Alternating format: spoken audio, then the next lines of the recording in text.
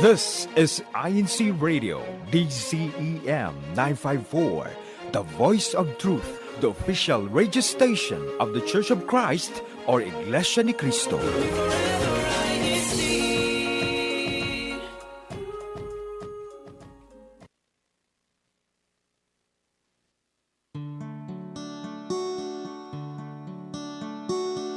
Don't be afraid to take the baby steps.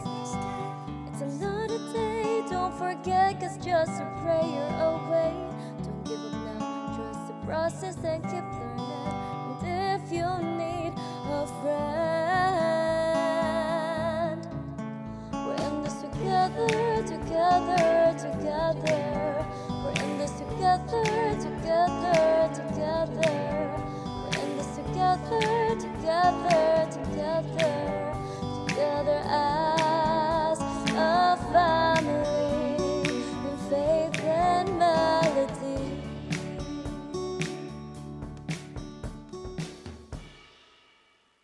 And Happy New Year! 2026 is here.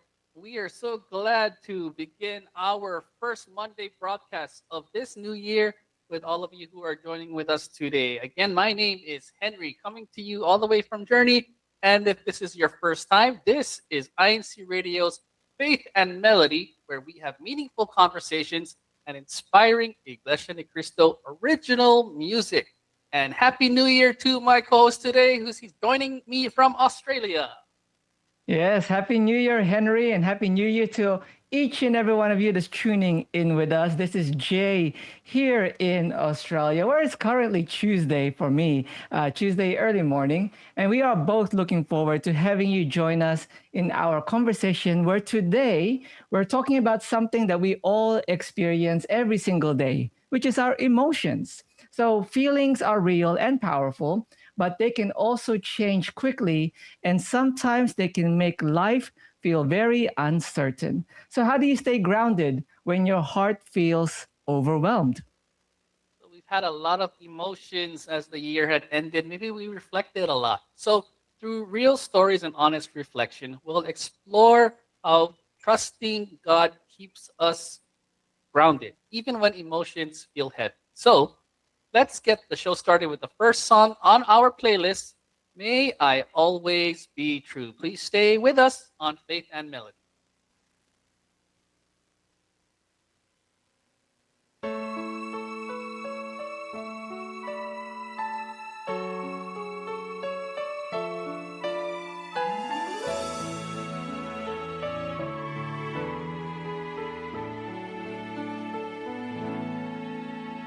Father dear, I now sing of the love that you bring.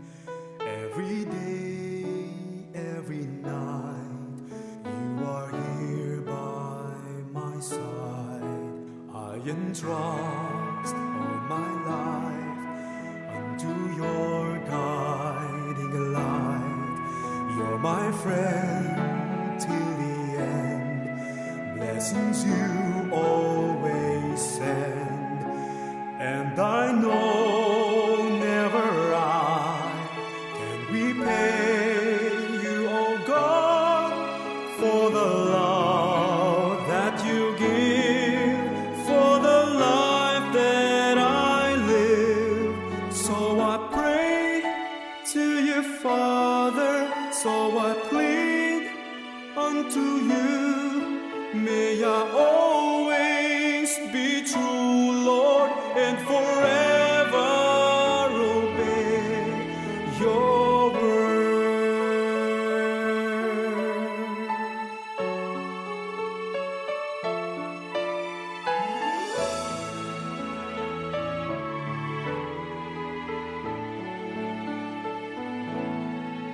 Oh, one day I shall be in that glorious city.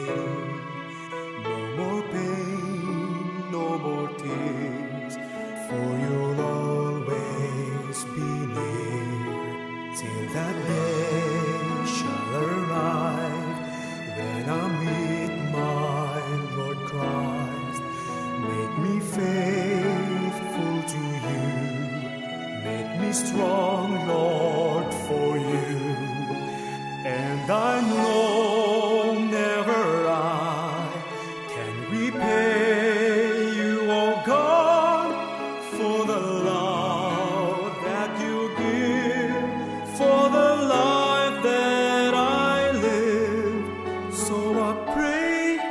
to you, Father, so I plead unto you.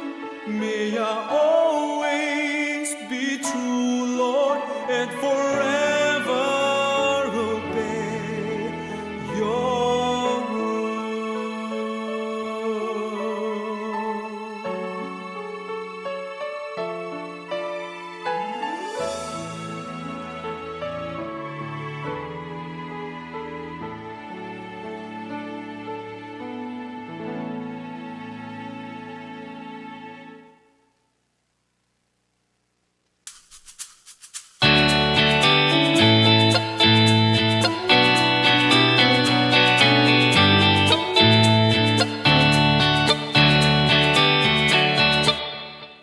And good morning, good afternoon, good evening to everyone. Faith and Melody, we would like to wish you a happy new year, where it is currently 12:07 a.m. in our main studio in the Philippines. Now, later on in the show, we're talking about what it truly means to live by faith and not by our feelings or emotions. So that and more on today's topic, living by faith. But before we dive into our discussion, as always, we'll begin with our kickoff chat.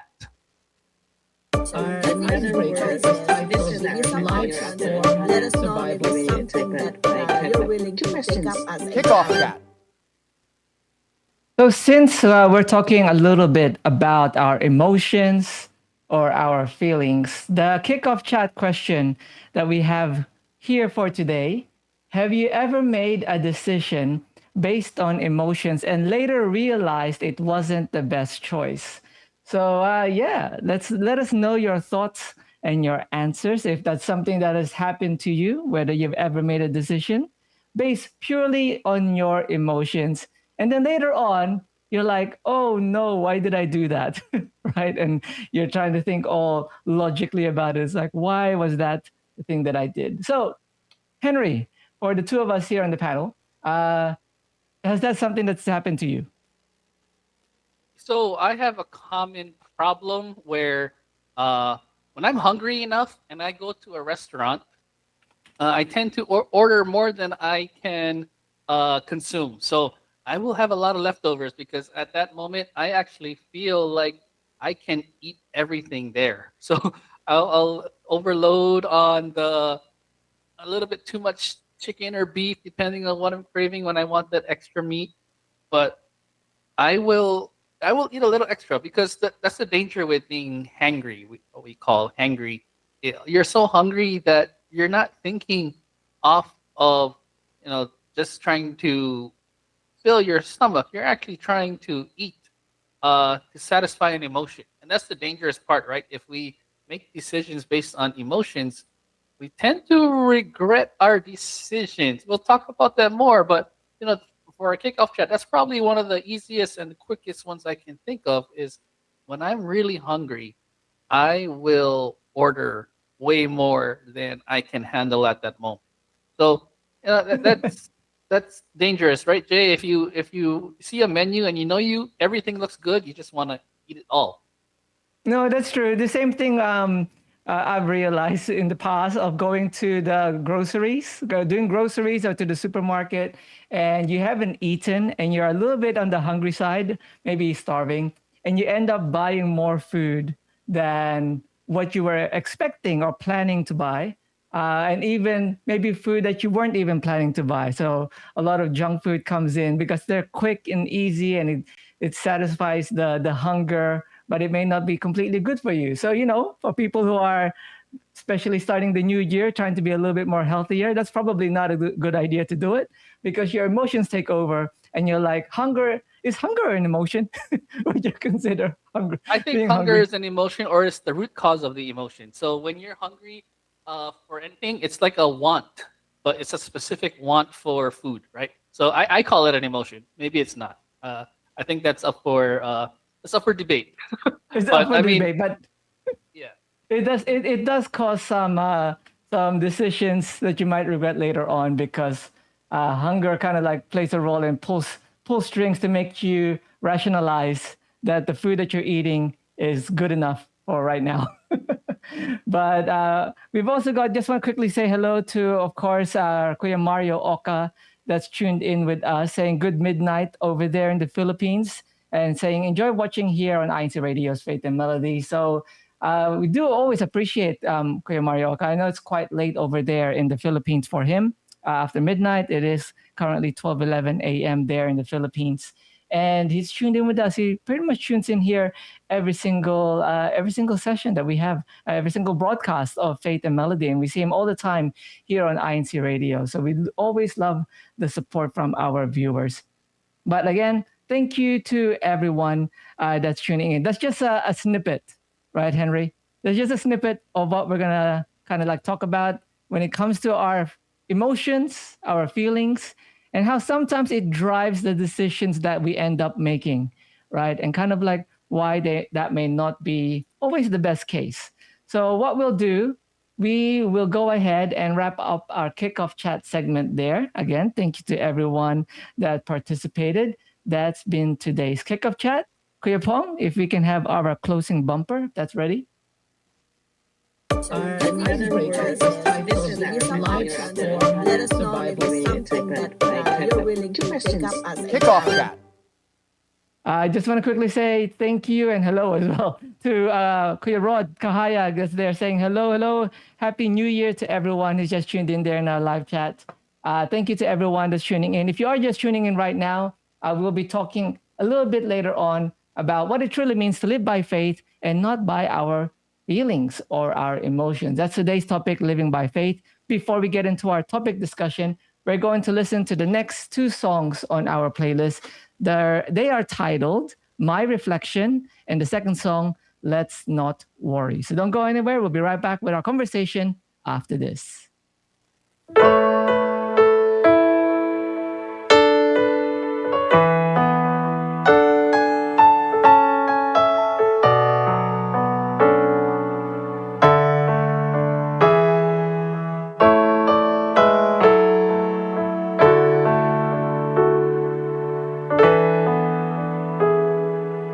Thinking of the days that have passed, what have I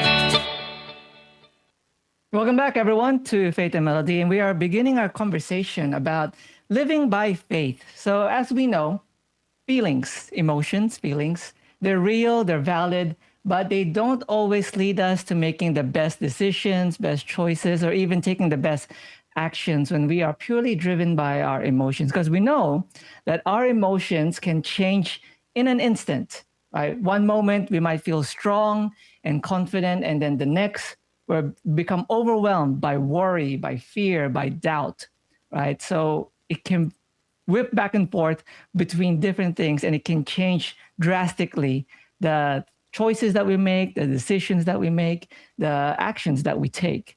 So let's begin our conversation by asking that question on why it changes so quickly. Why do you think our emotions can change in an instant, it's so quickly, right? And it can affect many things. So why do you think that? Why, in your experience, why do you think that happens? Let us know your thoughts, especially if you're tuned in with us live right now. Drop over your comments and also your greetings. Again, welcome to the first Monday episode of Faith and Melody for 2026. And this is a very interesting conversation that we're going to have today about understanding that maybe living by or being guided by our emotions may not be the best thing as always. So let's begin that off. Why do you think our emotions can change so quickly? Henry, what's your thoughts on this? So, my opinion is that our emotions are a signal to our body that something you value or you cherish is affected. Let's say, for example, you submitted your major project and you got the grade. Now, let's look at it in all directions. You got an awesome grade. You got a grade of A plus. What's the emotion you get from that? You're extremely happy because you value the effort that you put into it. You got an A plus. It's a response to what you value, your career. Let's say you got a bad grade. You got a low grade, really low grade, and you have put a lot of effort into it. So how do you feel from that? You don't feel so good. You feel like I put so much time and thought and attention, and this is the grade that I got. So you feel really upset, and that's a natural feeling. It's not a bad feeling to feel that way. That's just the emotion that you feel. Now, let's say you're driving on the road and someone is running and they get in the way and you almost accidentally hit them. You slam the brakes and you have an emotion. It's an emotion of mixture of fear because you almost did something very bad. It's an emotion of a little bit of anger because you did not expect that, and that was not in your opinion, that was a little reckless on the person who crossed the street. So all these emotions take place. And why do these emotions change so quickly? Is because life happens that fast. So many things are occurring in a given time. Imagine if you were to if you're a people watcher and you're just watching things in the street, all individual stories are happening at the same time. And people are going through their own individual situations, and they hear news on a text message, or they see news on a text message. They hear news on the radio as they're driving to work. And their emotions shift because of the things that they're hearing, the things that they heard. A sudden tragic incident happened to someone you know. And so, it's a signal to yourself that something is affected. A change has just taken place that you're either going to be happy, you're going to be sad, you're going to be angry, you're going to be concerned or worried. As these things happen, you're going to respond. And the important thing that we're going to be talking about today is how do you handle those emotions that come to you as life happens to you? Because sometimes when these events happen, the emotions can be very overwhelming, right, Jay? I mean, it's really controlling if you look at a child who doesn't know how to process their emotions and a teenager who learned a little bit to process their emotions versus an adult who experienced a lot of life and is able to manage their emotions a lot better. What do you think about that, Jay? I mean, it's interesting that you brought that up because, like, one of the things that we're learning for our daughter, my wife and I have been learning that it's important to be regulated. You have to control, but also regulate your emotions. And our daughter has a hard and challenging time regulating her emotions, right? And the thing is, so many different things can impact like what you're feeling. And sometimes it may not be external things. It might not be an external event happening to you. It might even be something that you are thinking of, right, Henry? And to everyone that's listening, like even if you're thinking of something and you're in that moment in your head, right, it can affect your emotional state, right? And you can affect like because your emotions. And one of the things that since our daughter is on the autism spectrum, we have a lot of professionals that we see to help guide us and also guide her regarding that particular challenge. So one of the things that we've learned over the past of listening to different professionals is that emotions is essentially energy, right? It's energy that's in motion. That's emotion in a nutshell, right? So if you're happy, your energy is very high, very enthusiastic, and you're seeing everything positively. If you're sad, you're seeing everything negatively and everything, and it comes out in the form of tears, right? And so there's always an extreme end to both spectrums when it comes to our emotions and everything in between, in their fear and doubt and being worried. I like something here that one of our viewers have posted. Let me just see if I can quickly read this because it's coming a little bit from the previous program that we have here on INCRadio, which is the Next Level You. And she mentioned here, Cake, here in our chat. She says that they said in the Next Level You, planning, consistency, progress, motivation, lahat ng emotions nasa initial stage, lahat ng decisions after ng consistent discipline. I think in this one, is this a part of her comment? Let me just quickly, like, don't make permanent decisions over temporary feelings. So I just wanted to point this out because it's kind of like leaning towards what I've realized as well in my experience. Like feelings and emotions and kind of like what you're feeling at the moment is very temporary, right? You can feel happy because, oh, you got this spike, but then you've got more work to do and you've got other things that you got to take care of, and even vice versa. So she says here, and what resonated with me, lahat ng emotions nasa initial stage. So usually the excitement is there, right? At the very beginning of your initial stages, initial planning, when you first get started, the excitement is there. But then that can go away if you don't have discipline, if you don't have take the actions that you need, because other emotions take over, feeling bored of the steps that you're taking. It's 2026, everyone, right? It's 2026. It's the beginning of a new year. Usually everyone is very excited and pumped up for this new year. It's like, oh, what's the opportunities that's going to come up? What's the new, challenges that I'm going to face, and what's like the growth that I'm going to have this year. And I'm looking forward to doing this and that. And I'm planning to take, to visit this place and all of this, everything's exciting, right? Then our emotions are moving in a way that's going, yes, yes. And everything is like positive and optimistic. But then once you start grinding it out, right, and you're taking it day by day and you work through the mundane stuff and the boring stuff, your emotions will fluctuate. And sometimes things don't turn out the way that you want. And sometimes that the failures come out one after another and all these other challenges. And it feels like, this might not be the right thing that I'm doing. And then you end up losing that energy, right? And losing the momentum that you've developed, you've started from the beginning of the year. So we end up reacting to what's happening around us. And I noticed that with our daughter, right? Our daughter, one moment she's happy, then literally 5 seconds after that, she's crying, bawling her eyes out. And it's like, what happened, right? Our emotions just changes so fast and we don't always know what it is. As you probably know, Henry, right? Like, especially for us who are married and they have their life partner, our wives are generally also very emotional creatures, so there's also things such as food that can impact the emotional state that they're at, especially if they haven't eaten yet. You don't want to frustrate them with anything. Is that something that you've experienced, Henry? Yes. Do not ask your wife where to eat when they're hungry. I think we can all agree with that. I mean, that even even if they ask us, even if they ask the husbands, usually the answer is I don't know. And then you start I don't know. looking Yeah. for, where is I don't know? If I can find the I don't know restaurant, then we'd all be happy. But the reality is, when we're hungry, we're not thinking clearly. Like we said in our kickoff chat, hangry. I think that is an emotion because it's specific to the root cause of the problem, which is hunger. And the emotion of hunger is so what's the word?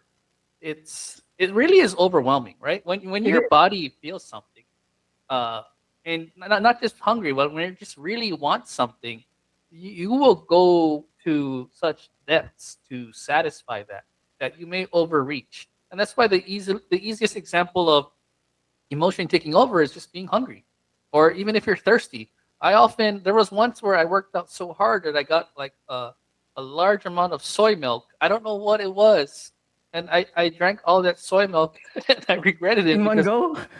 in one go, and I was so full I couldn't even eat a proper meal afterwards. Is that when you're longing for something, you're gonna make a decision, and like what was said earlier from our sister, basically you don't want to make a permanent decision or a very impactful decision on such a temporary feeling. It's very, very dangerous. And well, I won't say always very dangerous. It's just something you don't want to uh, act on too fast. Mm. Maybe if that feeling lingers, especially like what you said earlier, also if you fail a test, and it can cause motivation sometimes to study harder. Now that's a positive. There's a positive thing to having emotion trigger you, is that if it makes you better, because you don't want to feel that way, right? You don't want to feel like, oh, I didn't pass this exam, so therefore I will get better, or I didn't submit this project like my boss said, so the next project I will do better.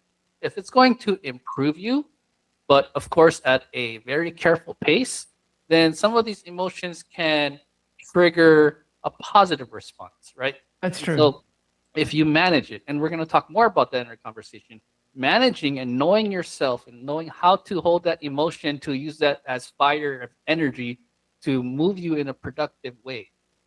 Now, that is ultimately what will be the goal for this conversation. Really, that's a little sneak peek, or a what's the word? Spoiler. Spoiler alert. Is basically, yeah. If you learn to manage your emotions, you can really uh, use it to your advantage, right, Jay? You We're can use basically it as talking. Yeah, you can use it as a guide to pretty much give you an insight onto what you're feeling and areas that you need to develop or areas that you need to improve and take care of. And since you were talking about like in terms of being hungry as an emotion, I think that's where the term emotional eating comes in, right? Emotional eating is just, and kind of like when we're happy as well. It doesn't have to be just because you're emotionally sad. That's why you're eating a lot. You can also be emotionally in a happy state of emotions, and you could also be eating a lot. Kind of like, especially what everyone's been celebrating a new year, and I'm sure we've been eating a little bit more than what would normally do. Just because everything's happy, everyone's happy, and there's always food around. Perhaps that because you're so happy, it's just like, oh, there's food, and then you're eating. So you got to be careful on what it drives you, because one thing about emotions, we're all human beings, we all feel, right? Some people show emotions more than others, but overall, human beings, being human means we feel deeply, both the highs and the lows and everything in between. So it can definitely affect how we see a situation, how we react or respond to a situation. So that's what we really want to ask as well. From your personal experience, right? What's happened for you? How can our emotions, how can feelings sometimes affect the way you see your situation? Like what you mentioned earlier, we may see it more than one way, or we might see it only in one particular light, right? It may be a positive light, or it might be a negative light, or something else. But it does definitely impact the level that we see a particular situation that we're in, or the challenge that we're facing might become even more heavier. So from your experience, what role do you think feelings or emotions play when it comes to seeing your particular situation? Let us know in the comments there. Before while you're typing in your answers as well for our live chat viewers, we got a few of there as well. Thank you so much for tuning in and sharing your thoughts. Henry, maybe you could read a couple of their responses before answering this next part of our conversation. Yeah, so we got Happy New Year, Kuya Rod. Nice to see you here again. With the first acronym of the day for the word emotions. Every moment of this is opportunity nearing success.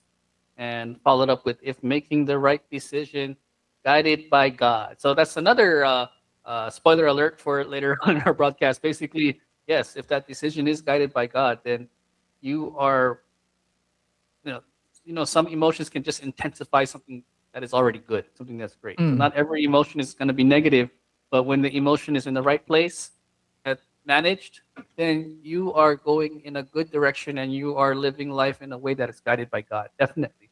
So back to the answer to the question of how can feelings sometimes affect the way you see your situation. I'm gonna start with the positive first.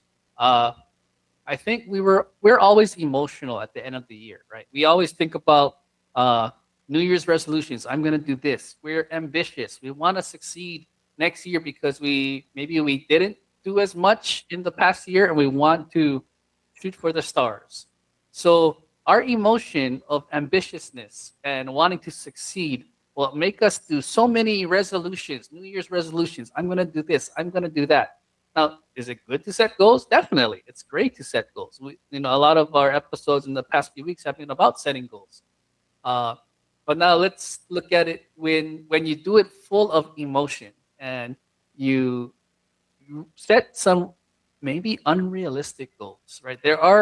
If you know yourself and you know your capabilities and you know your limitations, um, there are some goals, and it's again I'll say the SMART goals, goals that are realistic, those that are achievable, quantifiable, um, manageable, and these goals. When you set too many, then it allows you or it makes you not so focused because you're scattered, you're spread out. And so setting too much goals can set you up for failure, right? You have such a happy emotion of wanting to succeed. So set goals, definitely set goals, but that's just what those emotions of motivation can do. Motivation is also temporary, right? Discipline is another thing that keeps you focused on your goals. Motivation, it comes and goes. So that's when the emotion of being motivated can affect the way you see your situation. Now, what about other things like anger, or or maybe you're too in love or something like that, where you start to do things that are just so illogical that in the right frame of mind you would not do. We all grew up watching movies where something bad happens to the good guy, and the good guy, what does the good guy? The good guy wants revenge. That's not that's not a positive thing. And if they act on it, then that only makes them the villain themselves. But what ultimately happens for the good movies that we watch is that the good guy, they let justice take its toll, and they they maintain and control that energy, and they become the superhero. Things like that we used to watch, right? When you manage those feelings and you manage those emotions, if I put it this way, if you don't manage those emotions, you can really become the bad guy. And we don't want that, of course. We don't want our situation to go for the worse when we have those negative feelings. And so that's the danger when feelings can affect the way you see your situation. Is you're going to do something you might ultimately regret. And feelings can affect the logical approach to solving a problem. No matter how big or how small the problem is, when your feelings take over, you're not looking for a solution. Sometimes you're looking for satisfaction, and that's very dangerous. So we need to be careful of the emotions that as we get older and the more that we experience, the more you're able to understand yourself as you experience life, you start to find a way to manage your emotions. For me, if I get a little upset, I like to exercise. Working out is for me is to release some of that stress, and it puts that fire into positive energy to make me healthy, and it motivates me even more. Like, okay, I feel like I can fit into my pants. I can tighten my belt by another notch. So I turned that negative situation, and this is a true story. I turned that negative situation into a positive by losing 15 pounds over the past few months. I don't know, kilograms. I think that's 6 or 7 kilograms, if I'm not mistaken. And I'm not saying I got angry that much, but I'm just saying that if you have those days of bad work stress and you want to burn it off, then for me, I turned that into a positive. Can you relate to that? Yeah. Well, congratulations as well. I didn't know about that. Congratulations on the weight loss journey, I guess. But one thing that reminded me of was during the early stages of Jem and I's relationship, I remember I would go to the gym a lot, right? Lifting weights, they're heavy, doing bench press and all of that. And sometimes the emotion that you need is a little bit of anger, right? So that you can lift, pass, and get a personal record when you're lifting a little bit heavier than normal. But then I would get a message, I would get like a text message from Jem, right? That would just, it made my heart flutter a little bit and made me smile a little bit. And it weakens you a little bit in a positive way, right? I don't know if you've ever had that experience before, Henry, but with your wife. But I know with me, I was just like, every time I would go to the gym for like a weight session, it'll just be like, I have to do a lot less weight because I just can't lift because she's always texting me saying all these nice things and it just makes your heart melt. But it does impact also your ability to perform, especially if you're trying to get a lot more energy out of your body and things like that. It's like, you need a little bit more. I don't know if anger is the right term, but basically you need that, right? You need that. But if you're getting like a lot of love, it's like it's a little bit more, weaker at the knees and start getting butterflies in the stomach and everything else. It definitely does also impact your physiology, your ability to able to output more than normal when when your certain emotions becomes a bit more heightened. So it definitely does impact that. But not only that, but also how you see things, right? Like what you were saying, what some of our viewers are saying as well.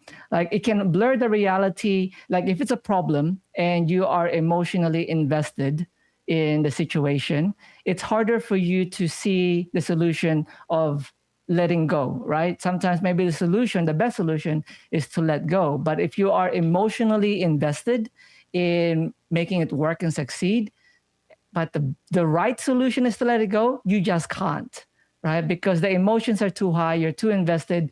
Maybe the ego is also there, right? It all ends up playing a role of you making a bad decision, right? And that's kind of like what we're trying to get at as well. Sometimes when we are heightened in our emotions, the decisions we make, the choices, the actions that we take, right, they can all be affected. Problems that we have might seem to be a lot more heavier and bigger when our emotions get even more heightened, right? When you're even more angry and frustrated and you start doubting yourself and you start becoming sad that things aren't working out, like it feels like the problem itself is bigger, whereas the solution might be so simple, but you just can't see it. So it's also difficult for you to see more than one perspective in something if you are heavily emotionally invested in a situation, like you're working towards a goal or you're trying to fix this relationship, but you think that you are in the right, and you're the only one that's right. So when you're trying to fix a situation, a disagreement with a loved one, with a friend, right? But you are emotionally invested that you are right, they are wrong, and nothing else matters. It's very difficult for you to resolve a situation when you can't see the other side, when you can't empathize with the other person and see it from their point of view. It stops you from doing that in my experience, right? To be able to see the situation from their point of view, from what they're feeling, right? Like how did it impact them? Why are they so sad? right? When I'm the one that's right, and why they the one that's so there's so many. The logic goes out the window, right? And it all comes from driven from a different place, right? So that's why they always say that when your emotions are high, even if you are observing, if you're a stranger and you walk into a room and people are arguing, and but they're doing it in a silent way, silent treatment, you can cut the tension in the air with a knife. That's what they say, right? Because you can feel it. You can feel that energy, and the thing is, it passes on to the other people, right? Whenever you realize that children actually pick up on those things, the energy that we give off based on the emotions that we're feeling. If we're happy, they're happy. If we're laughing, they're laughing. If we're carefree, but also when we're angry or frustrated or even depressed about something, right? Children will pick that up as well. They're so attuned to picking up those vibes that we give off when it comes to the emotions that the body cues and everything else. So it can definitely impact that. And problems might seem bigger, but then also it's difficult to also work with another person, see it from a different point of view. So let's continue on from that train of thought, right? What do you think happens then, right? When you let emotions, heightened emotions, lead your decision making, lead the actions that you take, on the choices that you make, when you let emotions be the one that is leading that, right? The results that comes up afterwards. Let us know there in our chat, but let's also read a couple of comments. Henry, if you could just read a few of what our Ohana has been sharing there in our live chat. So I see Zenaida Novasteras, Happy New Year. She says, we tend to better remember information that matches our current mood. If you're feeling down, you're more likely to recall past failures or negative aspects of your current life, reinforcing the negative feeling about your situation. And so that's why some people have a hard time forgetting that in those moments, those memorable milestone moments, whether it be happy or sad, or you have the butterflies or good or bad feelings, when you're in that heightened emotional state, you're going to remember a lot more because it leaves an emotional, what's the word? You can call it an emotional bookmark, or uh, you just don't forget it. Your happiest moments, oh, when I proposed to my wife, or when I got down on one knee, you remember that. You remember when, unfortunately, there are those who have those moments with a friend that they lost due to a bad event. They remember that, what caused that, and they can't forget it. And you do your best, and hopefully they make up and do such a nice, lovely effort to mend things back together. And you remember that because that level of forgiveness is also strong, right? So the emotion in there and I agree with what was just said. Emotion allows us to remember these things. Now, to answer the question, what happens when you let your emotions lead your decisions? In my opinion, let's start on a positive note. When I was a child, me and my brothers, we would wait to ask our parents, "Oh, there's a new game that came out. Let's buy that game." Oh, but mom and dad's not in a good mood right now. Let's wait till they're happy. So we eat lunch. They're in a happy mood. They talk to someone on the phone from the Philippines or from wherever, and they're smiling. They're laughing. Okay, now let's ask mom and dad because they're in a happy mood. Sorry, I don't know if anyone out there has ever done that before. You wait till your parents are in a good mood to ask them, "Can we buy that game? Can we buy that clothing? Can we get that?" Like, "Oh yes, anak, let's buy that." Right? That's the perfect time to if you're a child like that, you're so happy, and that I'm not promoting that, because that is that's, as a child you're like, yes, score, but your parents are also emotionally hijacked in that situation too. Maybe they shouldn't buy that game, but they're so happy that they do. Now, to flip that around, when your emotions are not so great, not so good, your emotions can cause you to make decisions that sometimes you probably regret. And I'll keep up with this happy notion, right? Walk into a car dealership. You see a car that you've always wanted. You only went to that dealership to get a car to get you from point A to point B, but you were so impressed with the DVD player, you're so impressed with how shiny it was, and the wheels have special rims, and it goes 0 to 100 kilometers per hour really quickly. The salesman got you. They got you emotionally invested. And you say, let's buy it. And then you go home to your wife and she asks you, how much did it cost? And you say, don't worry about it. Don't worry about it. We're happy. We're living the life. And she asks you again, how much did it cost? And you tell her, and then that's where the problem starts, right? You were so happy, it led you to make a decision that ultimately costs you so much of your finances that you go back to the dealership and say, I changed my mind, or something to that effect, that you made a regretful decision. So emotions, it doesn't always have to be about anger. It can even be happy. It can be positive emotions, or what you think is positive emotions, that can make you overly overreach, overreach to satisfy that hunger of getting that car, that materialistic thing that you maybe didn't need, but you really wanted it so bad because the salesman did their job. So emotions can lead you to do things that you probably would not decide if you were thinking in the most logical way. And of course, I think we can all relate to those moments of anger. When we are angry, we don't always, we need to calm ourselves down before we say something that can hurt each other. Right, Jay? That's where the negative emotions can also spill over, and like you said earlier, others can feel it. No, that's true. I like what you said there about like when we mentioned the term emotional eating earlier, right? Because when emotional eating can be good and also can be a bad thing, but it's like you're feeding a hunger, right? Like what you said there. So the emotions that you're feeling, the hunger could be you're trying to satisfy like that, wanting that car, and then you end up making a poor decision and you don't consider anything else, right? When you let your emotions lead you to decision making, that's always a bad decision, right? That's why there's also what was mentioned earlier when it comes to when you're going shopping, right? I think I read it earlier and someone mentioned it when it comes to uh, impulse buying, right? Impulse buying, at the Melvi Tamayo there in our chat, mentioned that. Impulse buying is also driven by emotions.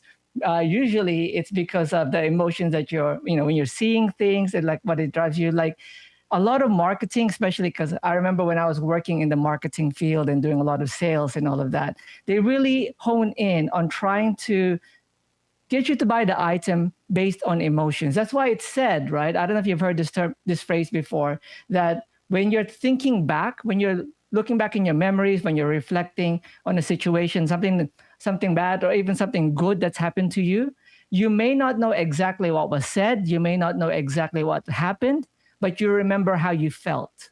You remember the feeling, you remember the emotion that involved. And if the emotion is strong enough and good enough, it'll get you to buy, it'll get you to take action, it'll get you to do something, right? Because the emotion is there. And that's why it can be dangerous, but it can also be a tool to help you improve if you can use your emotions correctly, right? But if you do let emotions out of control and lead you to all your decisions, sometimes you may react impulsively, right?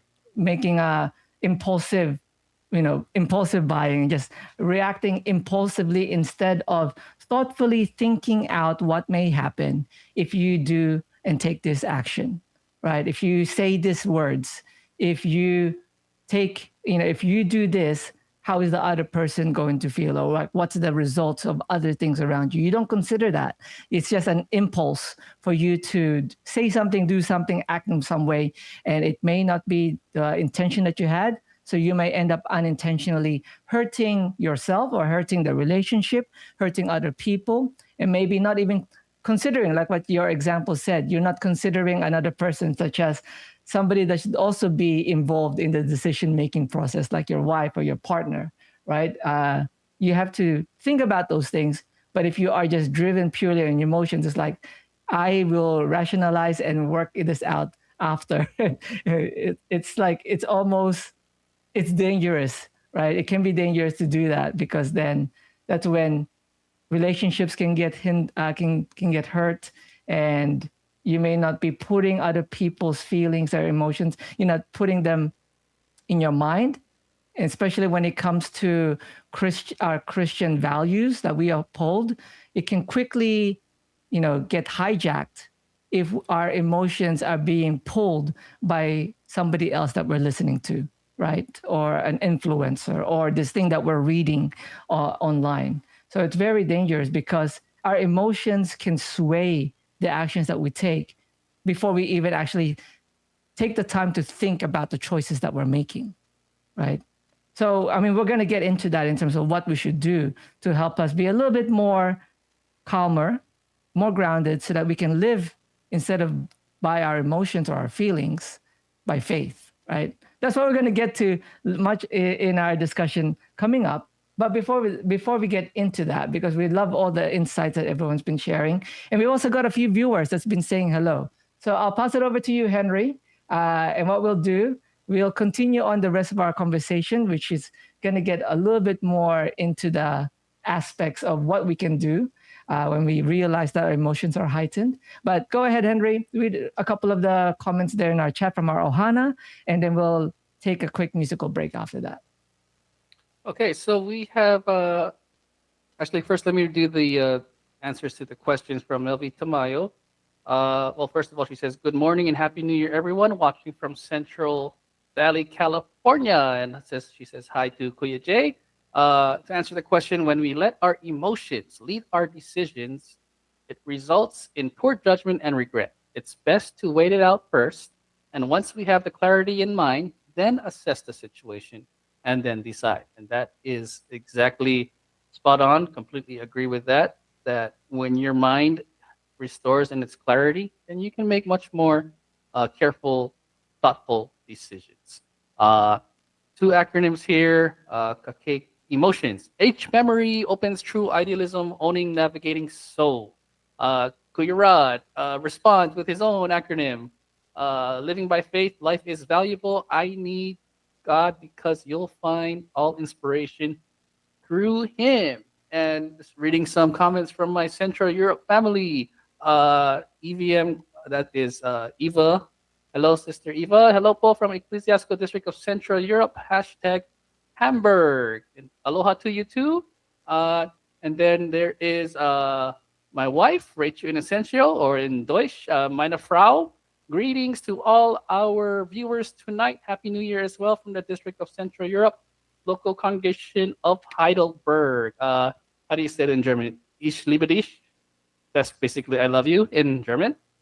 And then Your German's getting much better, Henry. I'm practicing. I want to get certified by this year. That's my resolution. And maybe that was an emotional New Year's resolution, but we'll see. I'm working hard on it. And then there is Alicia Bartolome. Let me see if I said it correctly. Meine Lieblingsjüngerer There you go. Happy New Year, Paul, from Heidelberg, Central Europe in German. That's Frohes Neues Jahr. Happy New Year in German as well. And so, Happy New Year to all of our guests. We have already hit the first hour of our broadcast, and please stay tuned with us as we'll be listening to I Will Always Choose You, another INC original music. So stay tuned with us on Faith and Melody.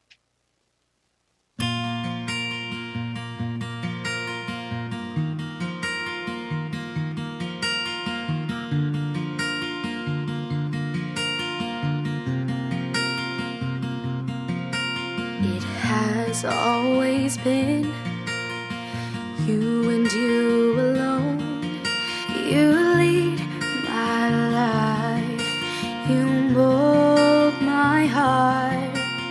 I owe everything I have to you. Here I am, my God, I'm forever yours. Oh, I've never been all alone. You are my guide, you hear my prayers. You're my everything, you're all I need. trouble me, my God. I'm forever yours. So when problems are around me, and when temptations surround me, and when I'm out there facing choices, I'll stand my ground. When that very moment comes, when I have to choose, this I promise, I will always choose you, Lord God. Ooh. Hey, what have I done to deserve your love? There were many times when I had failed you. My broken heart was filled with regret and shame. Thank you for your mercy, Lord, and your unfailing love. So when problems are around me, and when temptations surround me, and when I'm out there facing choices, I'll stand my ground. When that very moment comes, when I have to choose, this I promise, I will always choose you, Lord God.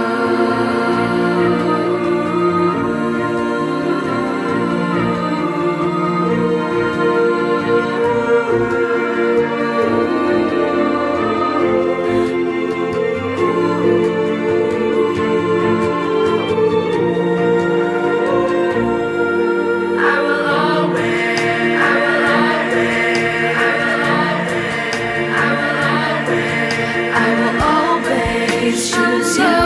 So when problems are around me, and when temptations surround me, and when I'm out there facing choices, I'll stand my ground. When that very moment comes, when I have to choose,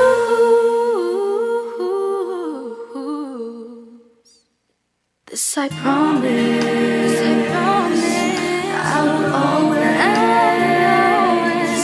I will always choose you, Lord God.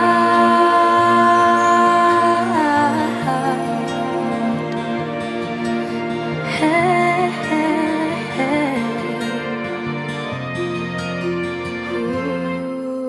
ooh.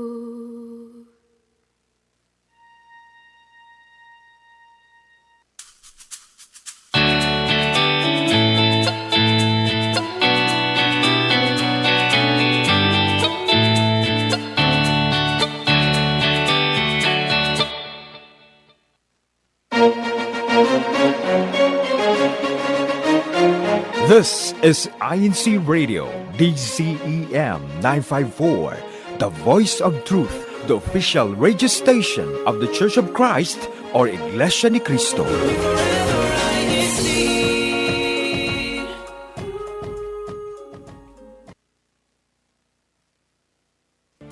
Welcome to this week's topic discussions on faith and melody. Tuesday, living by faith. Wednesday, turn over a new leaf. Thursday, find and seek. Friday, reset and restart. Tune in to INC Radio YouTube channel, Tuesdays to Fridays, 12 a.m. Manila, or Mondays to Thursdays, 8 a.m. Pacific. It's a new year, but the same warm, familiar care of a loving Ohana.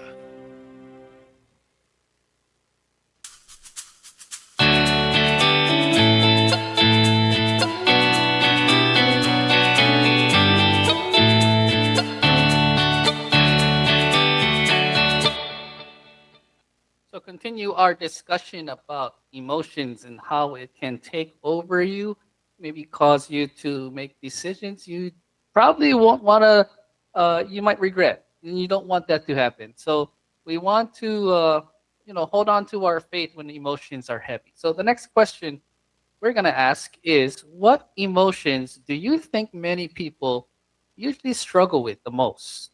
Uh, for example, fear, worry, frustration, or doubt. These emotions, they can make someone struggle. There are emotions that are more overwhelming than others.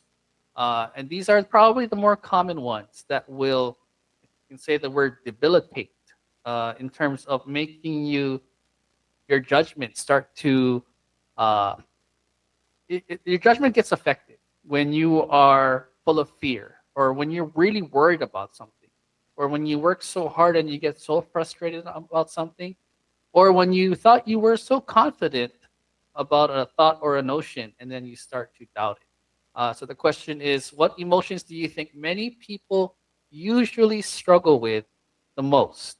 Uh, so let me start with the emotion of fear, right? Um, when you are afraid of something, you're seeing something for the first time that you're afraid of. You don't know how to deal with that. It can cause you to be very, uh, what's the word? You stand still. You don't move. I remember as a child where I saw a dog, a large dog, and I was only like maybe 6 or 7 years old, and I just stood there in fear, and I couldn't move until the owner came and started petting the dog, and it was actually a very tame dog, and that they said, "Don't worry, come here," and I could pet the dog too, and that dog was properly trained, and of course, not all dogs are trained. Of course, that's the reality.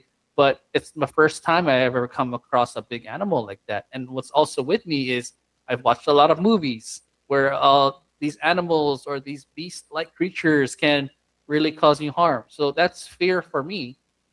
Another emotion I think is, uh, let's say, grief. If you haven't experienced the loss of a loved one before and you experience that for the first time, grief can be, uh, it can really bring you down, right? It's a heavy emotion that you've never processed, because maybe you felt sadness before, but grief is a different type of sadness, because you lost someone very close to you, you lost someone very special to you. And personally for me, over time, you learn what life brings, and you learn also what life takes away, and you start to find ways to heal and to become stronger even with the people that you've lost, and you fill in that hole, and you start to even cherish the people who are around you even closer, even more. And there are ways that you learn to manage it over time. You learn through experience that it doesn't you don't struggle so much anymore. Jay, I don't know if you can relate to this, Jay, but if you watch enough, let's say, horror movies or scary movies, you actually learn to not be so scared anymore, or you are trained in a way to face that emotion, and you don't let that fear take over you. Would you agree? No, that's that's definitely something that has happened to me. It's like when you end up watching too much, especially when I was younger. I ended up watching a little bit too much scary movies, and it just you become accustomed to that situation of fear, right? Being afraid of the dark and those sort of things. Like, sure, it's normal, but in terms of it actually affecting and stopping you from taking action, right? Because you're so scared, that usually you don't want to go there. You don't want to do it. Because usually when you watch scary movies, right? When they become afraid, usually most of the time, they just like freeze, right? And they don't do anything, or they make bad or poor decisions. Like, don't go down there. It's like, why do you want to go down there? But basically, when you watch enough of it, or when you experience enough of it, I think you end up learning experience, right? It's experience in that particular emotion or that situation, so that you know what the best actions are to take the more times that you experience it. I've been thinking about this as actually when it comes to like people that I admire, such as, firefighters, paramedics, people who are there first at the scene when there's like an emergency or like a stressful, heightened emotional situation, right? Usually with accidents and calamities, like everything is going crazy and all the emotions are heightened, and people don't know what to do. They're usually the most calmest, right? That they've been trained to, right? They've been trained, they do drills, they practice, and they have plans in terms of training themselves, their mind and their body to do the right things and to think clearly with those stressful situations, right? If you ever watch those TV shows or movies where there's like an emergency room or things like that, like you realize that they think clearly and calmly, given the state of how emotionally stressful the situation is. They can generally make the best, right? The best decisions at that time because they've been trained to. They've done the drill. They've experienced it.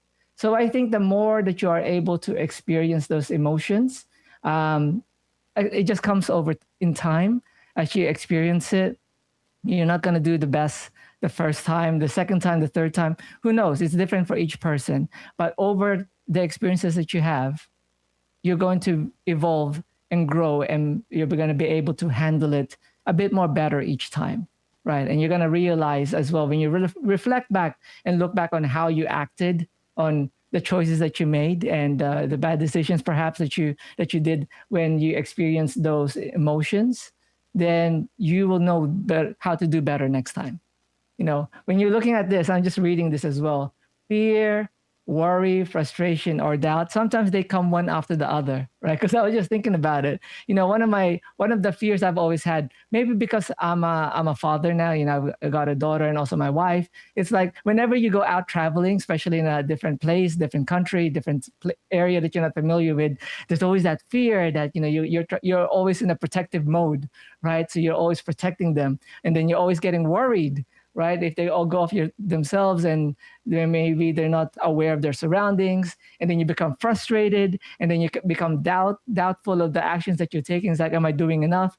Like emotions can come one after another, and it can start messing with your confidence and with your courage. And then again, it will stop you from taking action. So that's why, again, being in the state of experience of when you're feeling these emotions, you realize that you need to be calm. You need to be grounded and calm so that you can think clearly, because when your emotions are heightened, you don't think logically. Like logic goes out the window, and sometimes decision-making and action stops because you become paralyzed with trying to make a choice when you are bombarded with the emotions that you're feeling. All of a sudden, you're fearful of this, and now you're worrying about this. Oh, and now my worry is true. And so that's why I'm frustrated, and then I'm doubting all these actions that I'm taking. It can become a snowball effect on stopping you from actually even taking any action. At least that's what I've experienced when it comes to emotions and struggling with it.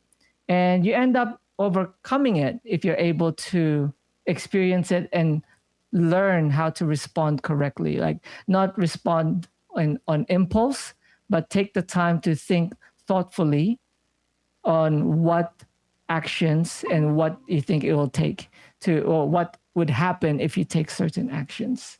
But yeah, that's something that I've at least experienced there when it comes to emotions, Henry. Yeah, so let me take this moment to read a few of our greetings and comments from our question. From Brian Torres, happy listening from Washington, D.C., and would like to greet my beautiful wife, Rose Ann, and to our super talented daughter, Winlay. Mario Calvello, Central Europe family coming in again. Happy viewing from Central Europe. Mario's coming from Berlin. Kuya Johan, hashtag Heidelberg Cluster, currently now in Texas. Guten Abend po, everyone. Still a Faith and Melody prime supporter. To answer the questions, Kakek, I think all of these emotions are challenging on different degrees. To me, I can overcome everything except for the fear of losing our election. And that's a motivating type of fear, because you only choose to be closer to God, right? When you have the emotion that you could lose something, it makes you even more active and want to do more good things. Zenaida Novostera, stress and anxiety often triggered by life events, work, social media, or global crises leading to constant worry. And that we had that episode a few weeks back when we overconsume social media, it can really lead to constant worry. And so not only do we manage our emotions, we also manage our usage of social media. And sometimes it's better to just put the phone down or the computer down so that we don't get triggered by everything that happens in the world, because we know it's happening. We don't always have to see it on our devices. And Rachel Inocencio, my wife, says fear, which is usually experienced based on certain events or uncertain situations, can lead to worry. And so let's take off on that. Let's pivot off of that. What helps you when emotions feel overwhelming? So we're talking about now, as we mentioned, logic goes out the window sometimes, and emotions take control. It is overwhelming. When you're in that state of emotion, you can be consumed. But what do you do when you are overwhelmed with emotion? And so I'm going to say first that it's important to have a protocol set. Personally, for me, if I really want to buy a TV, like my wife, she knows this. This happens frequently on a weekly basis. We go to the store and I see an 85-inch TV. How many times have I lost that battle? I've lost that battle so many times. Basically, it's me being so consumed by a nice image of a big TV in our living room, and emotions are overwhelming. I know I would buy it. My protocol is my wife, right? She's the balance to that situation to say no.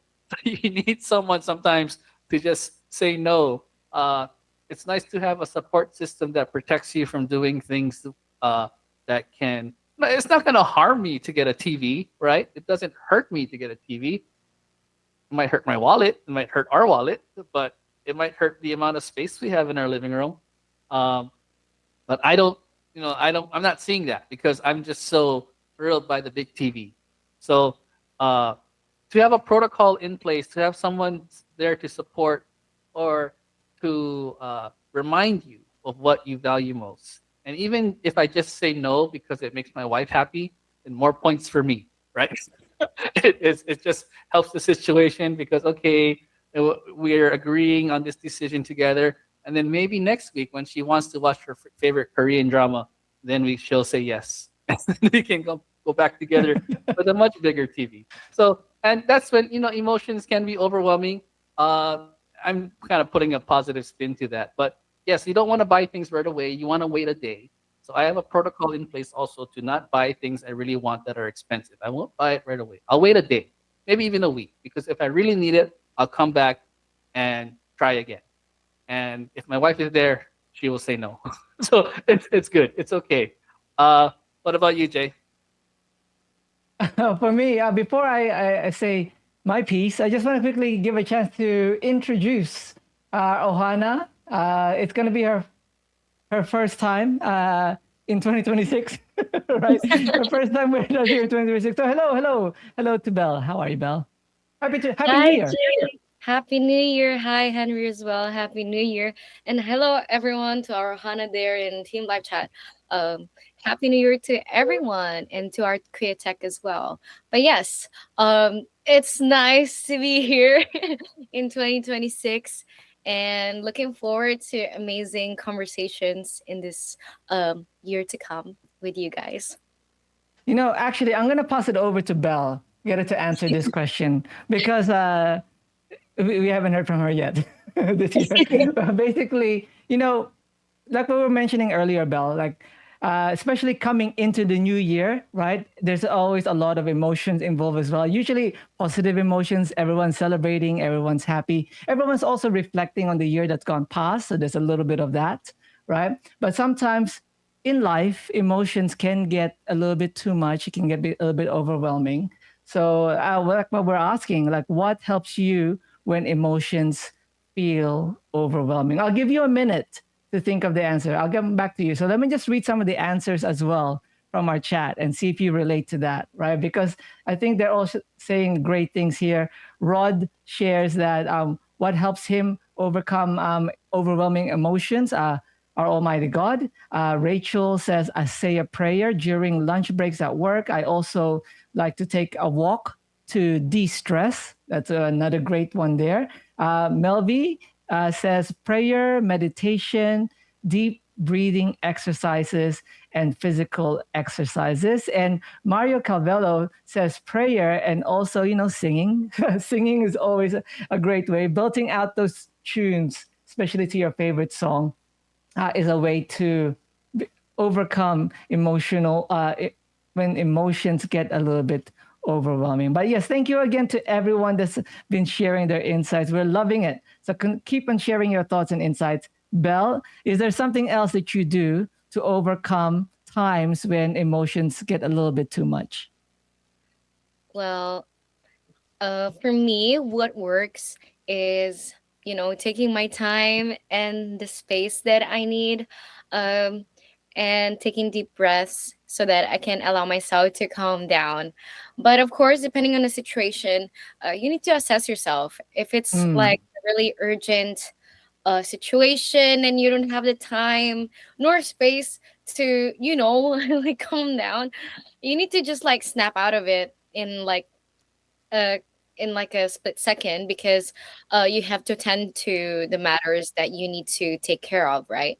But for me, what really works is really allowing myself to feel those emotions and not you know and not set them aside in a way where I just pretend that nothing happened and that whatever I felt was invalid. For me, what works is really like acknowledging what happened and accepting that, okay, I got upset because of this, or I was tired because of this, and actually like process them. But at the end of the day, it's how you react and respond to that situation that really matters, no matter what emotion you're feeling in that moment. And as I mentioned, it really depends on the situation, because if you really are, like, for example, if you're leading a team and like you feel like upset or angry even, you don't have the time to you know to let it out. So yes, for me, when I can, taking deep breaths and taking the time and space so that you don't upset anyone, and secondly, at least you were able to calm down on your own. I like that. I'm going to add something else to what Bella's shared and also what everyone in our Ohana, our live chat viewers, have been sharing. Push-ups. Something that I do, Wow. whether my emotions are on the positive side of the spectrum or on the more negative side of the spectrum, whether you're complete like super happy or if you're a little bit overwhelmed negatively, right? Stop and do some push-ups. 22 is usually the number that I do, right? 22 push-ups, because one, it stops you, right, from thinking of whatever the situation is, right? It breaks the pattern, right? And it gives you a moment to take a break. And when you're doing push-ups, you have to take deep breaths, right? You have to focus on your breathing and you focus on the exercise. So you're focusing on something else, right? Because once you become fixated on whatever the situation is that's driving your emotions to go up, whichever way it is, right? Up or down. If you break it in some shape or form, it's going to help. So push-ups is actually, I just remembered, something I do quite frequently, usually not because I'm stressed, but basically I just like doing push-ups. But whether you're happy, whether you're sad, do some push-ups. It's good for you as well. The second one that I do is cold showers. Now, I don't know what the whole thing with cold showers is, but what I've realized for me is that it just helps to wake me up, right? You obviously don't have to start off with a cold shower, like you have a normal warm hot shower, and then the last minute or so, switch it to full cold, right? And just before you get out of the shower, and just do a completely cold shower. And really, there's whatever. I'm not like a scientist when it comes to that, but basically, it's helped me it's helped me in terms of being able to handle stress better, but also it wakes you up, right? It wakes you up. There's all these scientific reasons behind of what it might stimulate in your neurons and in everything else in your body. But the other note when it comes to cold shower is, of course, if you do have an existing health condition, maybe don't do it yet. Maybe consult with a health professional. But if you're relatively healthy, right, I would recommend it. Well, I'm just saying what I do. That's what I'm just saying there. But yeah, that's it from me. But also, let me just quickly read this before I pass it back to Henry. Kuya Johan in the chat says, when it's too overwhelming, I go explore and eat food, but most importantly, I pray. And greetings to everyone that's continually sharing their insight, but also everyone saying Happy New Year. So, Happy New Year, everyone. Thank you so much for joining us on our first Monday episode of Faith and Melody for 2026. Over to you, Henry. Yeah, so I just want to say with the cold shower thing, it is amazing. I love it. Oh, you do that too. I do that too. It wakes you up. So one of the things it does, it stimulates your, again, I'm not a medical professional, but a lot have attested to that. It does help with weight loss, but it just gets your heart pumping. But I'm also a big sauna fan. I love the sauna. So not only do you have time to reflect and sit in peace in the sauna, that hotness that just attacks your body, you're also losing weight, and it also releases those endorphins that make you feel good after a workout. So, all these physical stuff that you do to your body to cool yourself off. And it's funny that the sauna cools me off. No, it's not the cold water in the shower. I do both. Actually, I will do the sauna first, and then as I take a shower, I switch the water straight to cold, and you have that rush of excitement. So those are the physical responses that you do in response to an emotional moment or emotional situation. Now, we're going to shift the question a little bit to more of the spiritual side, right? We want to also incorporate and inculcate a spiritual tone as to how to deal with these emotional situations that can overwhelm us. So the next question that we're going to ask is, who or what helps remind you of God's promises during emotional moments? Now, I'm going to take this time to shout out Light Life INC because when I see that content, it really comes at the right time for me. I'm going to pass it to Belle right after this. But, in those emotional moments when you go through a difficult situation and you're reminded by the content that the Church of Christ puts out to remind viewers or anyone of all ages that there is a spiritual solution to whatever it is we're going through. And you see those images of people who are in similar situations, whether it be in deep thought or in a hard, studious situation. As for me, I'm studying for IT certification. So I get deep into my studies, right? Or in work, seeking for a promotion. I'm sure a lot of viewers can relate to that you're aiming for the next level and you're up against a wall. And so some of the content on Light Life INC reminds us that there is a solution, there is a way forward, and that there are others who have been through the situation that you had. So along with the CMVs or the Christian music videos and other content that we get from the social media platforms used by the church, we also are always reminded in worship services of how to handle these situations.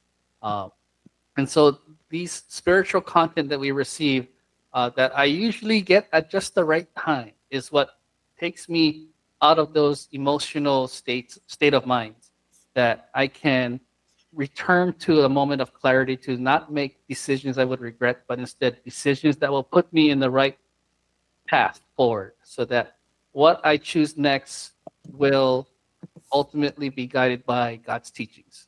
And that's why I like Light Life INC, Belle. I really like Light Life INC. So I'm going to pass it to you now to answer the question. Who or what helps remind you of God's promises during emotional moments? Like to bounce off from what you mentioned, Henry, during worship services, the lessons are also very timely. Like, can you imagine that? Like, the church administration, through the help of help and guidance of God, like they're able to, still care for us, especially during services. Like we really feel cared for. And sometimes the lesson really hits because, it's like so timely. Like, how did they know? So, with that said, I feel like that also we are blessed to have such content, and as well as having platforms such as these, INC Radio, Faith and Melody. That's also something that I really look forward to every week. And it's not only once a week, it's like four times a week, right? And it's really nice to be able to talk about our faith with you know, friends and loved ones. And even though I haven't met you, Henry and Jay, in person yet, it just feels like, we've been friends for so long. And that's the that's the magic and that's the beauty of INC Radio and having platforms such as these, especially from the church, right? And with that said, I see there are a few comments. Maria Calvela said that one of the things that reminds him of God's promises is, God's words, like being reminded of God's words. And Kuya Johan said, Henry, Hawaii beach sunset and barbecue is a great way to distress. And hashtag Heidelberg cluster. That sounds so fun and so yummy. I don't know about you, uh, guys, but here in the UK it's really cold. So when he mentioned Hawaii beach, I was like, oh, must be nice to have like the warmth there. And he also added here that he would recall all the bad experiences and challenges that God helped him overcome. And we also have here Grace, uh, Angel Heart, saying hello to everyone. So, hello, Grace. Thank you for joining us. But yes, in terms of my response, for me, when it comes to reminding myself of God's promise, is looking forward to the bigger picture, trying to, trust the process and trust that God has put you in that situation for a reason, and he wouldn't put you through something that you cannot handle.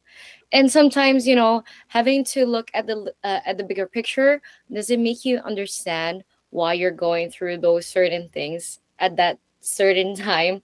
So it feels like you're lost, right?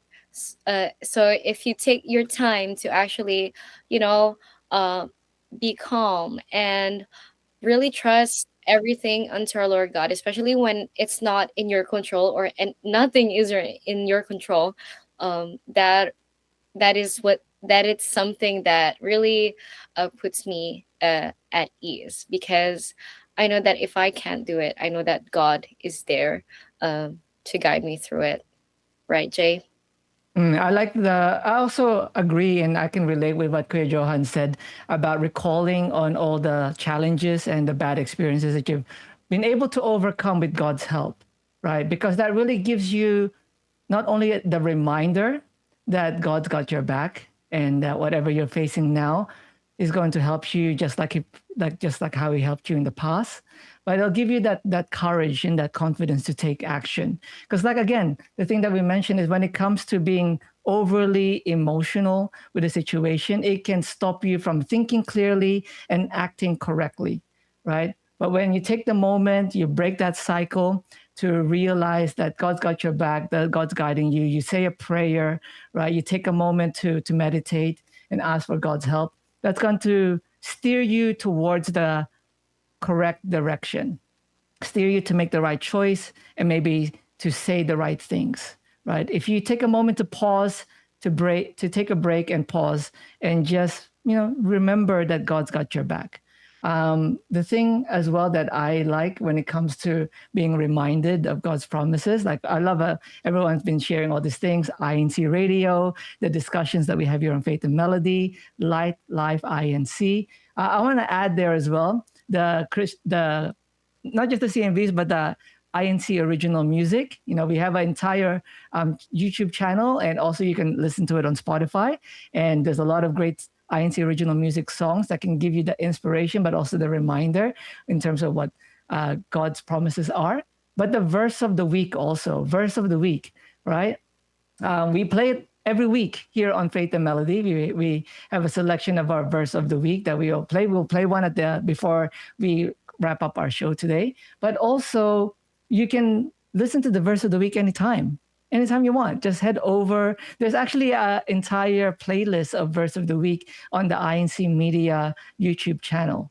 So you could just go to that and just play a verse of the week. And many times you put it on shuffle, and something will play. And most of the time it's relatable, right? Maybe it's something that you've experienced, you are experiencing, and it'll give you some guidance. It'll give you a bit of direction, and definitely that reminder on what God will be there to take care of His people, take care of us, will help us through whatever challenges that was causing us at emotional craziness and emotional roller coaster at the time. But again, also I want to quickly, before I pass it over to Belle, actually, Belle, if you just want to quickly read those final greetings. We got a couple of new hellos in our live chat.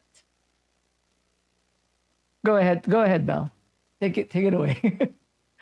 So we have here Riza Jamoner or Hamoner saying, who reminds me of God's promises are my grandparents. For me, they set the standard for serving God.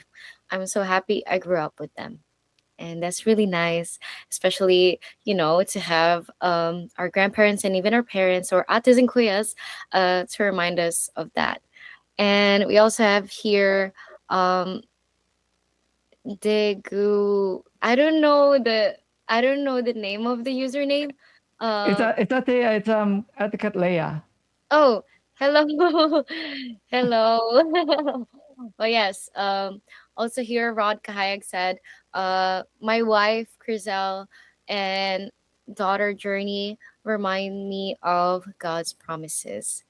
And yes, I feel like having a family that really pushes you to get closer to God is one of the greatest gifts, right? Kuyas.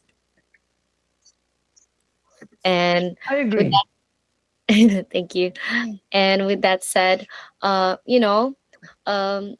are simple ways where we can incorporate or choose our faith in our daily routines, Jay? Oh, okay. So choosing faith in our daily routine, I think it's very important that we remember that emotions are part of being human, but emotions are also very unstable, very fickle, right? Like what we've been talking about in our conversation. It can change without notice. It can be something that's happening externally, but even internally within us, our emotions can fluctuate quite quickly and change really quickly because of everything that's going on. It can narrow our perspective, right? You don't see the bigger picture, and you might be forced on being emotionally invested that you don't care what the other person has to say, all of those things. So in terms of choosing faith and making it a part of our daily routine, beginning with prayer, beginning the day with prayer helps us to start it off, right? If we begin, and as we do as members of the Church of Christ, as Christians, begin each day with prayer and end the day counting your blessings with gratitude, as they say, right? So you begin with prayer and you end it with gratitude. You're putting God first and you're putting your faith first. And you're sort of being mindful to incorporate choosing your faith and incorporating it into your schedule, into your routine, into your DNA. It's a part of who you are, right? It's a part of who we are as Christians. And I think that's a great way to start it off. You never forget that you start the day with a prayer, you end the day with a prayer. But I know like for us, from our family, our prayer towards the end of the day, we count off the blessings, we count off all the things that our daughter has been able to accomplish, all the improvements, which she's grown so much and she's developed so much. So I think for those parents out there, there's always that. But I think even if you don't have your own kids yet, like I remember when it was just Jem and I, we would always be thankful and prayerful for like how much stronger we are together as a couple, on how better we work together, right? As we approach different goals or different things that we were working towards when it was just the two of us. You can pray for those things as well, or anything for. Again, there's other people that's tuned in that may be like students, or they're solo right now, right? There's always a blessing that you can pray for and be thankful for and be grateful for.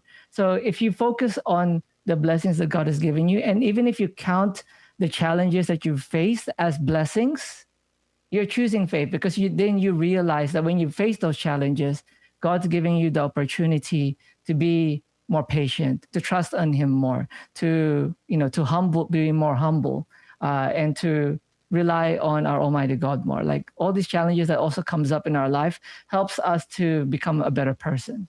So that's generally one of the ways that I do, for me to choose faith and to be more mindful of choosing faith and incorporating it in my daily life. But how about you, Henry? Anything you can share as well? So to choose faith in our daily routines is, I think, the most important thing you can do.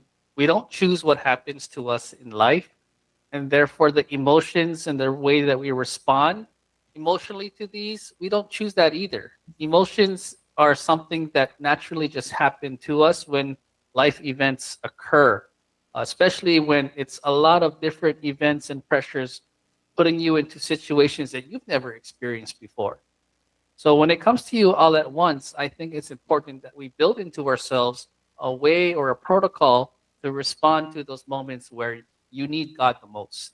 And if you are always choosing God in whatever situation that you're in, and no matter what emotions may come into response of these situations, you're choosing clarity, you're choosing a way out of this dark situations, you're choosing solutions, you're choosing God to guide you, to bring you into a place of safety, into a place that you will ultimately be safe.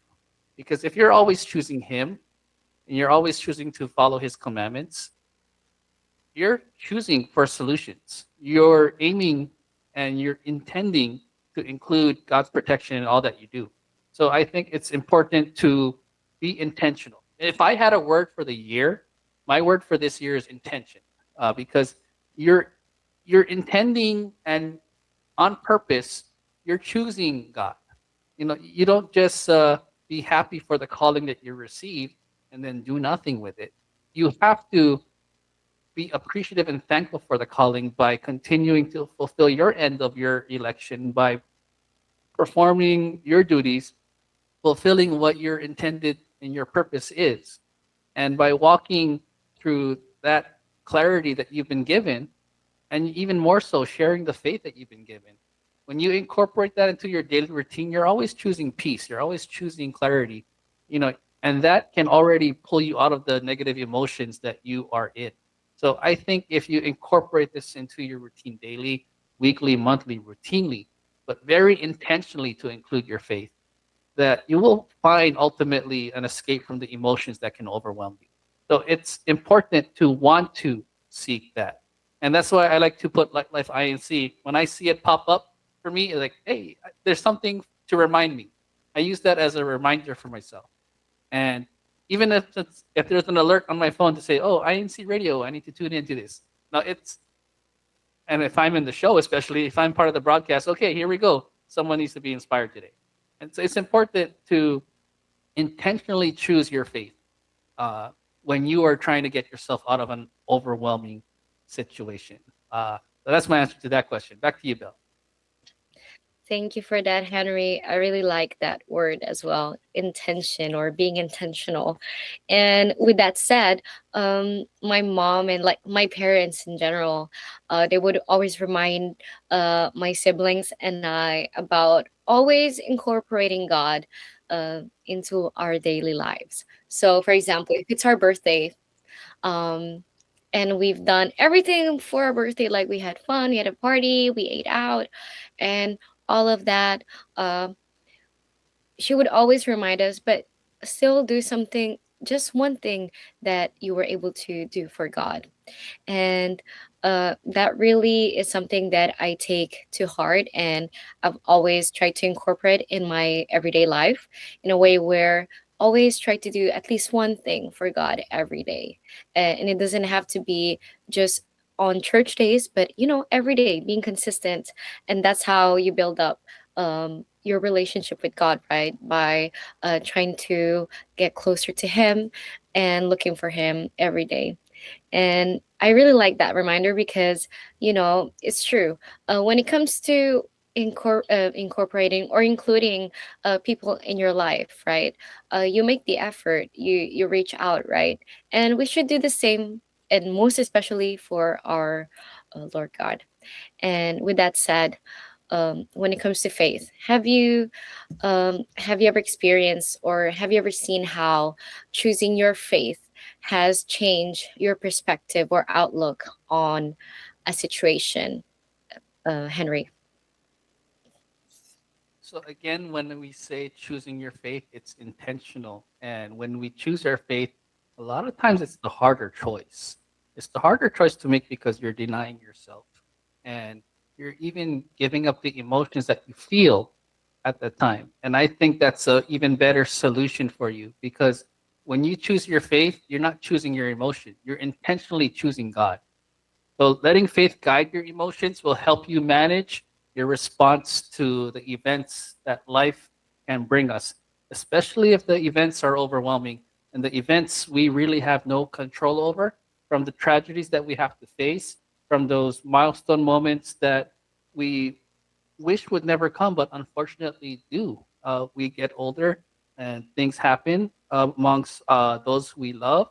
There are things that are happening in this world, life events that are just nonstop. And what happens is an emotional response. It's always going to be an emotional response to what's happening. And when choosing faith is your immediate protocol, your default answer, the thing you will always do when you choose God over everything, you're already escaping the emotion that can overwhelm and cloud your judgment. And you're only going to do the right thing if you're always going to be choosing God in every decision that you make. And again, it might be the harder choice, but it's a step in the right direction. It's a step into clarity. It's a step into doing what is ultimately best for you and even your family as well. You're leading them in the right direction. And your children will see that. They'll watch you. They'll copy you. They'll see, oh, my dad, my mom, they're not responding with that negative emotion. They're not angry. They're moving forward. And I think if you teach children that type of resilience and you watch them grow and you see them have their own challenges and they want to copy you and you see them overcome, you see them pushing late at night a hard homework assignment and they succeed and they come back to you, I got an A, I got an A. You're so happy that, oh, where did you learn that? Oh, because I saw you do that when you were studying for your test. Oh, cool. So you're watching me, right? And personally, I've experienced that with my daughter. She works really hard on her assignments. She might be watching right now. So I like to always let her know that I am watching and I know she's watching me. It's a cycle of perpetual inspiration for families to see each other succeed, and that ultimately together as a family we're always choosing God.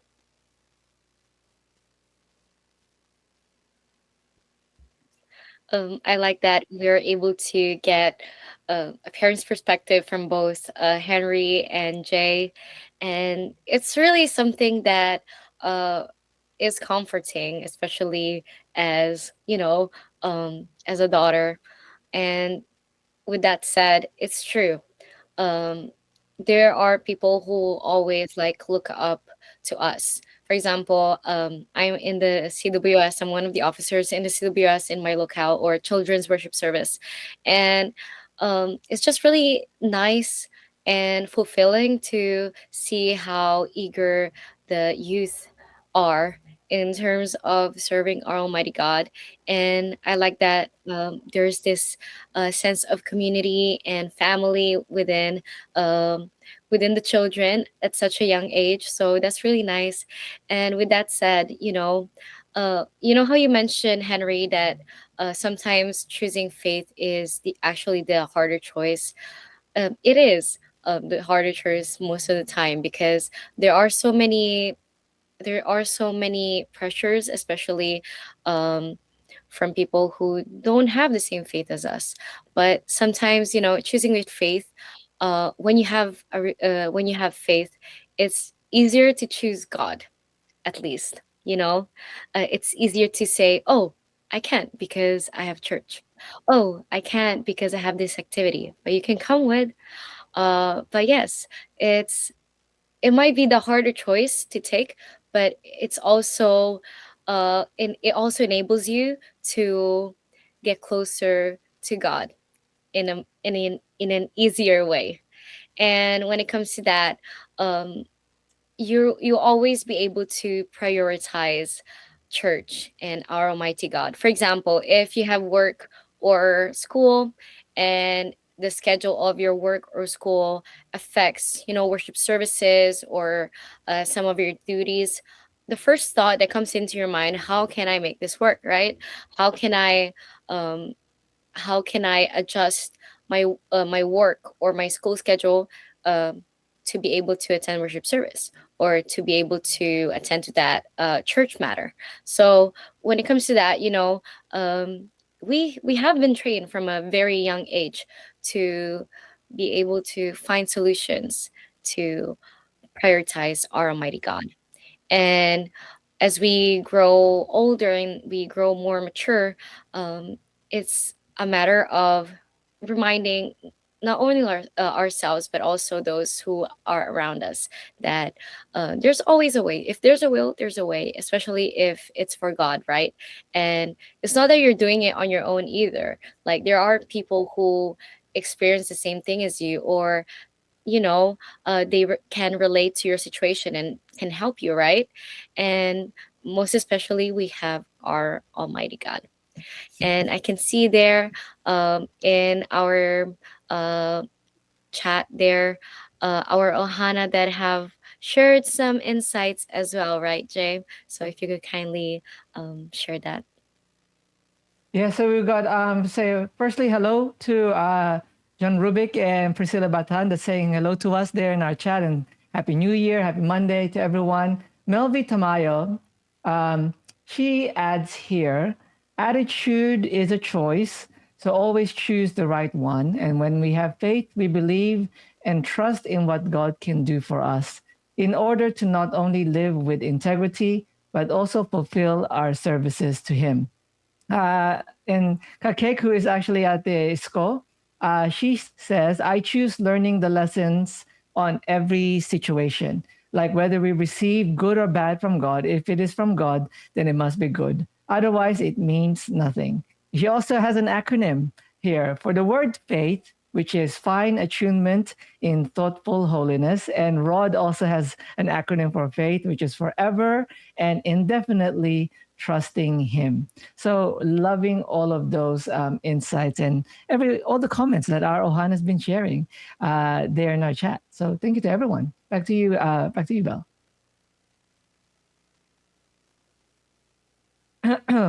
Belle. And with that said, I'm just really glad that we were able to, start the year with such a positive note to remind ourselves that, uh, you know, faith is not something that uh, can just be created in one day, right? It needs to be practiced every day. And with that said, we mentioned that feelings can change, they're fickle, they're ever shifting, right? But God's promises remain. And living by faith doesn't mean that we ignore our emotions, right? It means that we keep choosing to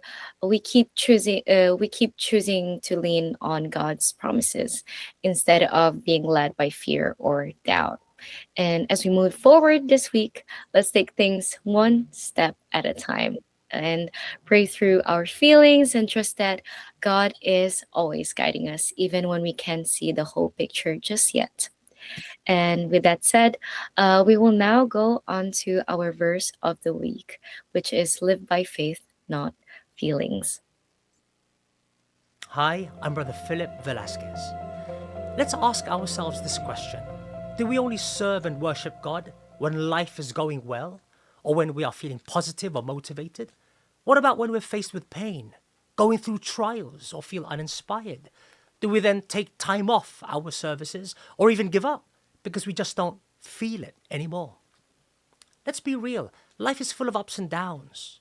Relationships, finances, health, and even the weather, they all affect the way we feel and our motivation. But should these ever-changing circumstances dictate our decisions, especially our dedication to our Almighty God? Well, the answer is no. True Christians live by faith. And we can read this in the writings of the apostles in Hebrews 10:36 to 38. You need to be faithful. Then you will do what God wants. You will receive what He has promised. In just a little while, He who is coming will come. He will not wait any longer. And the one who is right with God will live by faith. And I am not pleased with the one who pulls back. Dear friends, as we have heard, true Christians live by faith. And living by faith means doing what God wants and not what we want or feel to do. True Christians live by faith and not their feelings. For our friends watching this, we invite you to visit incmedia.org and discover more about what the Bible teaches regarding our discussion today as to who these true Christians are and the true faith that they uphold. This is our verse of the week. Stay safe, stay strong, and God bless. Thank you to Brother Philip for that inspiring message to take with us for the week ahead. And with that said, thank you so much to everyone who was able to join us. Henry, do you have any final greetings or shout outs?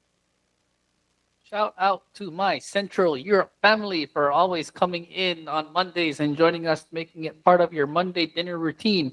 Particularly to the Rubiks who are here, Jonah and Joshua Kabagis, thank you for joining us tonight.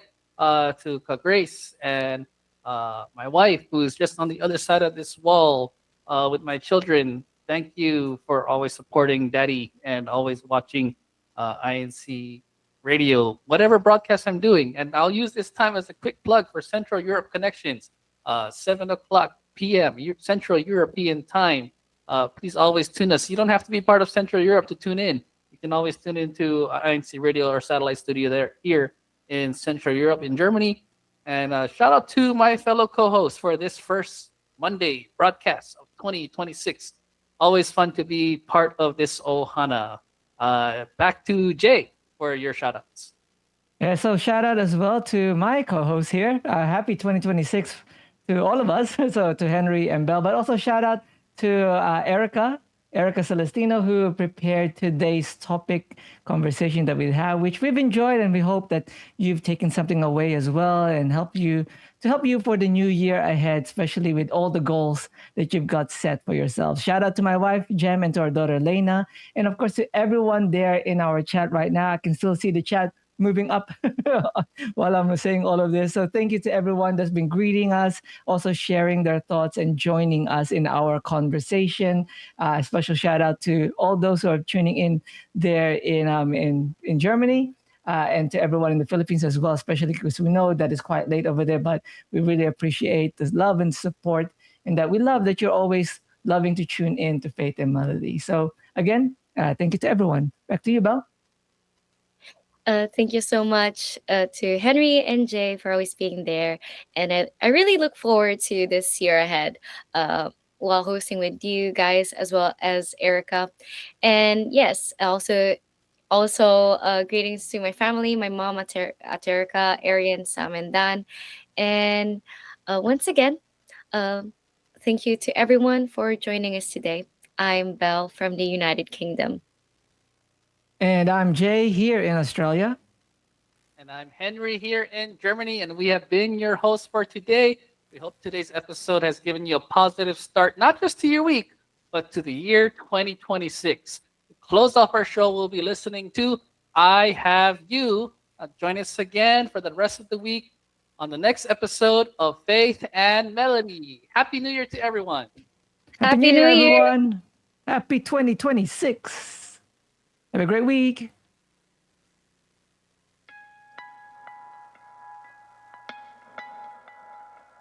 When darkness surrounds me and all seems lost, and the problems I face are seemingly insurmountable, I bow my head and pray, full of hope, 'cause I have the Almighty who will save me from trouble. People fear for today and worry about tomorrow. But I won't despair, I know you'll get rid of my sorrow. This world may feel helpless with the stress and spreading illness, but with your help, my Father, I'm truly blessed. Never stop serving you, my God. Even when I'm down, you come with your love. I am strong and brave. I will never be afraid, 'cause I have you. You inspire me to wait patiently and hope for the grace you reserve for me. I'll endure come what may. In my duty I will stay, 'cause I have you. And whatever situation, I keep on serving, strong and steadfast in faith, training in holy living.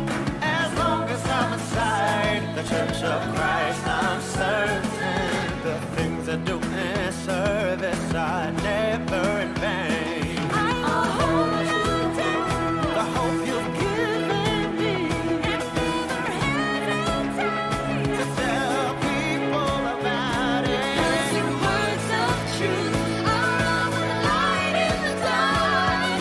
I share my faith and show them the right path. I'll never stop serving you, my God.